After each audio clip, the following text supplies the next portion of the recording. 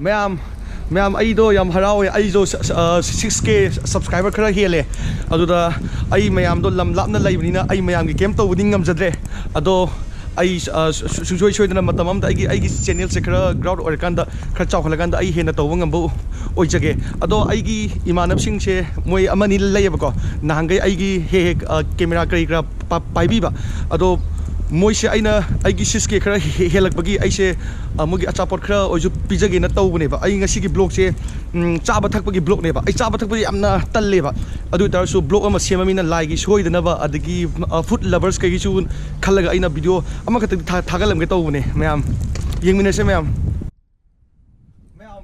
असापो चाउदो मफम से मोगी सिदासु अइना लेबा लमसिगादा खोगी इंडियन फूड चु फंगबा रेस्टोरेंट अदगी मैम लैबको चाइनीज की बेनामीज की अदगी मोगी मेक्सिकन की अदो ngasi से जापानीज फूड नेबा अदो जापानीज की फूड से पुसिदा चाजद्रीबा अदो कमाइ तोगे दो अइ मयामदा शेयर तौबोइना अइ जु महाव केम खंगदेबा चादबसु यारमगनि असाबसु अदो अइगुना सुना चाजद्री अदो बिग मकाता वीडियो द यंगमिनसे मैम चल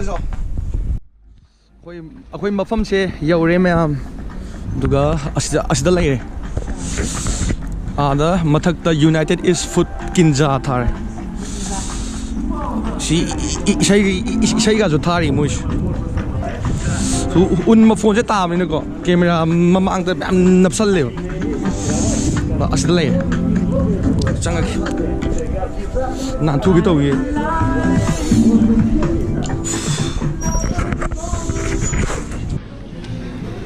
कोई ऐसा मैंने मेनू पे कई चादनो ममांग मोय अनी फमे मोय मी खरा मपादो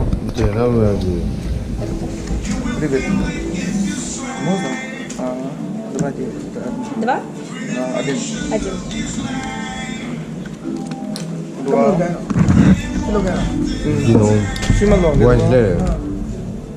Так, два все? Да. Ванжле. Aduh, si anjing enggak? Aku itu buat Вот это вот? Да. И Boleh. Это. Там wine gitu kan? Tahu wine? Yes, wine. Vino. Wine. Вино? Ha. Vino, ha? Lino ko ba?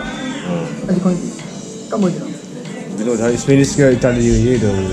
Itali ini tang ba? Sudah sudah. Ya, ya, ada siapa? Si full full dong. Samin.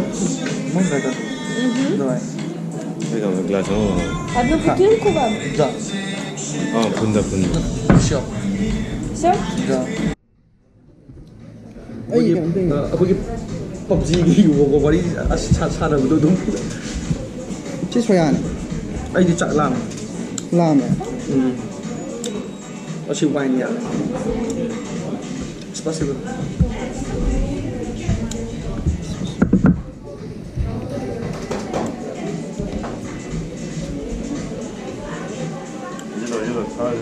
Dosi ye bayam mai ado dosi kai kona bi Ibu alu yoli. Ma'am आई comments Q&A तौसीगानगा मी ma'am हाइबिरेबको अदो Q&A गुंबा सिगी मतांगसे YouTube की platform दबुदी यामनदी नेसेसरी ने फबुदी याम फई खंगेबा अदो हौसिमबकीदी आई अदुबा वाखलदो लेजिदेबा मरमदी आइसे कैसुनतबा आइना bye thank you Adon to kapira.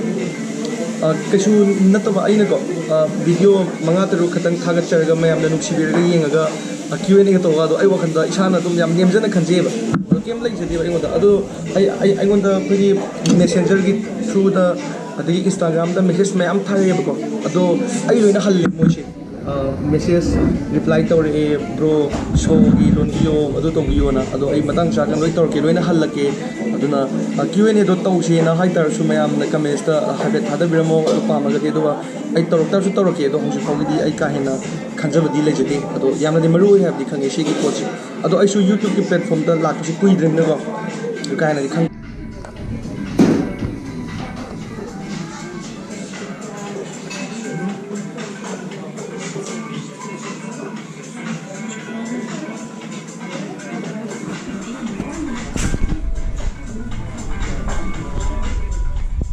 ꯌꯧꯔꯦ ꯚꯥꯏ ꯃꯇꯦꯡ ꯄꯥꯡꯕꯤꯌꯨ ꯈꯪꯗꯦꯕ ꯄꯤꯛꯃꯟꯈ꯭ꯔꯦ ꯑꯩꯈꯣꯏ ꯇꯦꯕꯜꯁꯦ ꯆꯥꯅꯕꯁꯦ ꯌꯥꯝꯃꯤꯕ ꯄꯤꯛꯈ꯭ꯔꯦ ꯇꯦꯕꯜꯁꯦ Приятного аппетита. ꯄꯣꯛꯈꯤ ꯄꯣꯛꯀꯅꯤ ꯀꯩꯅꯣꯁꯨ ꯄꯣꯛꯈꯤ ꯀꯩꯅꯣ ꯅꯠꯇꯦꯗ ꯆꯤꯌꯔꯁ ꯃꯌꯥꯝ ꯁꯤ ꯅꯪꯒꯤ 5K ꯌꯧꯕꯩꯅꯤ ꯁꯦ 6K ꯑꯣ 6K ꯌꯧꯔꯕ thank you ꯇꯧ ꯍꯥꯏ ꯐꯥꯏ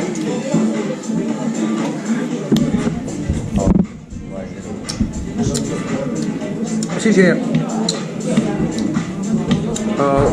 ꯑꯣꯛꯁꯥꯅꯦꯕꯁꯦ ꯑꯣꯛꯁꯥ ꯑꯗꯨꯒ ꯈꯥꯃꯦꯟꯁꯨ ꯌꯥꯎꯔꯦ ꯑꯩꯈꯣꯏꯒꯤ ꯌꯨꯝꯒꯤ ꯈꯥꯃꯦꯟꯅꯤ ꯁꯤꯁꯦ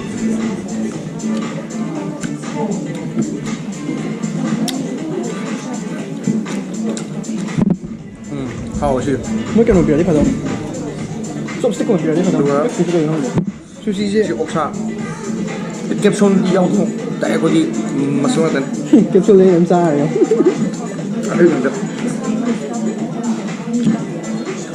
ꯚꯦꯖꯤꯇꯦꯕꯜ ꯑꯗꯨꯝ ꯆꯥꯔꯦ ꯁꯤꯁꯦ ꯑꯣꯛꯁꯥꯅꯦꯕ ꯃꯣꯏꯁꯦ ꯈꯥꯃꯦꯟꯁꯨ ꯌꯥꯎꯔꯦ ꯌꯨꯝꯒꯤ ꯈꯥꯃꯦꯟ ꯑꯩ ꯁꯨꯃꯥꯏꯅ ꯑꯣꯛꯁꯥ ꯐ꯭ꯔꯥꯏꯕꯨꯗꯤ ꯆꯥꯔꯦꯕ ꯑꯗꯣ ꯃꯣꯏꯁꯤ ꯁ꯭ꯇꯥꯏꯜ ꯆꯥꯗꯦ ꯍꯋꯥꯏ ꯕꯥꯏꯁꯤ ꯀꯩꯅꯣ ꯍꯋꯥꯏ ꯃꯨꯕꯤꯔꯣ ꯍꯋꯥꯏ ꯀꯩꯅꯣ ꯍꯋꯥꯏ ꯈꯪꯗꯦ ꯍꯋꯥꯏ ꯁꯥꯡꯕꯤꯗꯣ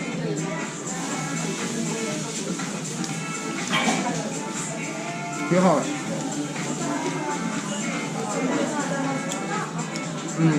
ꯆꯥꯛ ꯆꯥꯔꯔꯣꯏ ꯁꯤꯁꯦ ꯑꯩ ꯌꯣꯜꯂꯦ ꯑꯩꯅ ꯆꯥꯕ ꯊꯛꯄꯕꯨꯗꯤ ꯌꯥꯝ ꯄꯥꯝꯃꯦꯕ ꯑꯩꯁꯦ ꯑꯗꯣ ꯆꯥꯕ ꯊꯛꯄꯒꯤ ꯕ꯭ꯂꯣꯛꯀꯁꯤꯗꯤ ꯄꯥꯝꯖꯕ ꯋꯥꯠꯂꯦꯕ ꯑꯗꯣ ꯃꯌꯥꯝꯒꯤ ꯁꯨꯝ ꯁꯤꯌꯔ ꯃꯆꯥ ꯑꯃꯅ ꯁꯨꯝ ꯃꯦꯃꯣꯔꯤ ꯑꯣꯏꯍꯧꯅꯕꯅꯤꯅ ꯁꯨꯝ ꯁꯤꯌꯔ ꯇꯧꯖꯕꯅꯤ ꯍꯥꯎꯗꯤ ꯍꯥꯎꯋꯦ ꯃꯣꯏꯒꯤ ꯖꯄꯥꯅꯤꯁ ꯁ꯭ꯇꯥꯏꯜꯁꯦ ꯑꯗꯣ ꯁꯤ ꯐꯨꯗꯀꯨꯝꯕꯗꯣ ꯂꯩꯌꯦꯕ ꯑꯗꯣ ꯑꯣꯛꯇꯣꯄꯁꯇꯣ ꯑꯗꯨꯁꯨ ꯂꯩꯌꯦꯕ ꯑꯗꯣ ꯑꯣꯛꯇꯣꯄꯁꯇꯣ ꯑꯩ ꯀꯥ ꯍꯦꯟꯅ ꯑꯩ ꯏꯃꯥꯟꯅꯕꯩꯁꯦ ꯑꯗꯨ ꯆꯥꯕꯗ ꯑꯦꯂꯔꯖꯤ ꯇꯧꯕ ꯌꯥꯎꯋꯦꯕ ꯑꯗꯨꯅ ꯆꯥꯗꯕꯅꯦꯕ ꯃꯌꯥꯝ ꯑꯁꯤꯒꯤ ꯁꯨꯁꯤꯅꯦꯕ ꯁꯤꯁꯦ ꯑꯁꯤ ꯀꯩꯒꯤ ꯁꯨꯁꯤ ꯑꯣꯏꯗꯣꯏꯅꯣ ꯚꯥꯏ ꯐꯤꯁ ꯃꯥꯜꯂꯦ ꯇꯨꯅꯥ ꯃꯥꯜꯂꯦ ꯉꯥꯒꯤꯅꯤ ꯇꯨꯅꯥ ꯃꯥꯜꯂꯦ ꯀꯩꯅꯣ ꯆꯥꯔꯀꯥꯟꯗ ꯍꯥꯏꯔꯒꯦ ꯍꯥ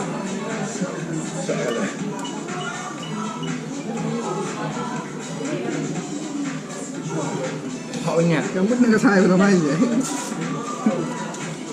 ꯑꯁꯤꯗꯤ ꯑꯩ ꯏꯇꯣꯝꯗ 10 ꯑꯃꯨꯛ ꯆꯥꯉꯝꯅꯤ ꯑꯩꯗꯤ ꯑꯁꯤꯁꯦ ꯑꯩꯗꯤ ꯀꯩꯀꯩ ꯃꯥꯜꯂꯦ ꯑꯗꯨꯒ ꯁꯤꯡ ꯑꯣꯏꯂꯦꯝꯕ ꯑꯗꯣ ꯍꯥꯎꯕ ꯃꯍꯤꯒꯗꯣ ꯁꯤꯡꯁꯨ ꯑꯩꯈꯣꯏꯗꯤ ꯊꯨꯝꯂꯒ ꯆꯦꯜꯂꯀꯣ ꯁꯤ ꯃꯆꯥ ꯌꯦꯡꯉꯣ ꯁꯥꯝꯅꯤꯉꯣ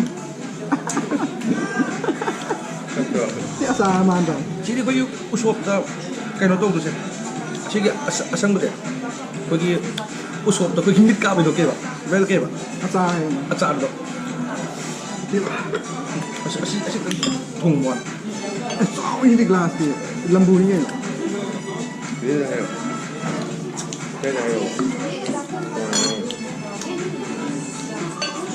ꯁꯥꯁꯨ ꯄꯥꯝꯃꯦ ꯌꯥꯝ ꯀꯥꯏꯗꯣꯛꯈ꯭ꯔꯦ ꯃꯤꯠ ꯀꯥꯏꯌꯦ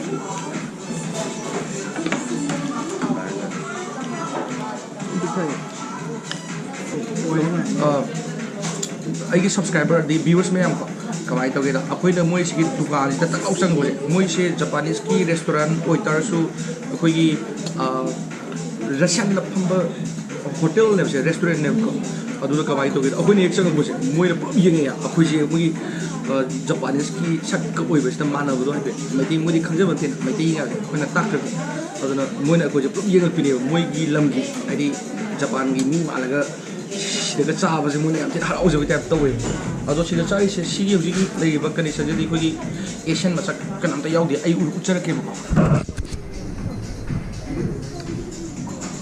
ꯍꯧꯖꯤꯛ ꯑꯁꯤꯗ ꯑꯦꯁꯤꯌꯥꯟ ꯃꯆꯥꯁꯦ ꯑꯩꯈꯣꯏ 3 ꯈꯛꯇꯅꯦꯕ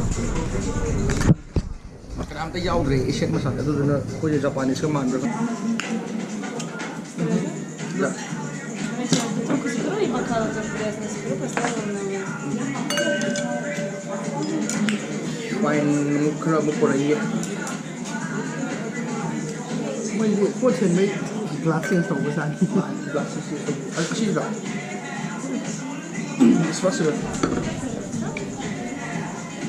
मैम अगी वीडियो से सब्सक्राइब तुम तौरमो हानगी अदुमाइना तौबिरबसिन थागतचरी अदुग मतुंदसु दुम तौरो अदु आई मथंगी वीडियो सी नुआइनबा होनगे अदु ngasiगी चाब थपकी ओइबेना नुआइ नुआइदबदि खंगदे अदुग हौजिक नुंदां ꯄꯨꯡ 6:30 ꯇꯥꯔꯦ ꯑꯗꯣ ꯑꯩꯈꯣꯏꯒꯤ ꯑꯦꯄꯥꯔꯠꯃꯦꯟꯗ ꯆꯠꯂꯅꯤ ꯑꯗꯨꯒ ꯆꯥꯛꯄꯨꯗꯤ ꯆꯥꯔꯔꯣꯏ ꯑꯗꯣ ꯃꯊꯪꯒꯤ ꯚꯤꯗꯤꯑꯣꯁꯇ ꯑꯃꯨꯛ ꯊꯦꯡꯅꯔꯁꯤ ꯏꯀꯨꯏ ꯀꯨꯏꯗꯅꯁꯨ ꯚꯤꯗꯤꯑꯣꯁ ꯑꯃꯨꯛ ꯊꯥꯒꯠꯆꯔꯛꯀꯦ ꯃꯌꯥꯝ ꯕꯥꯏ ꯕꯥꯏ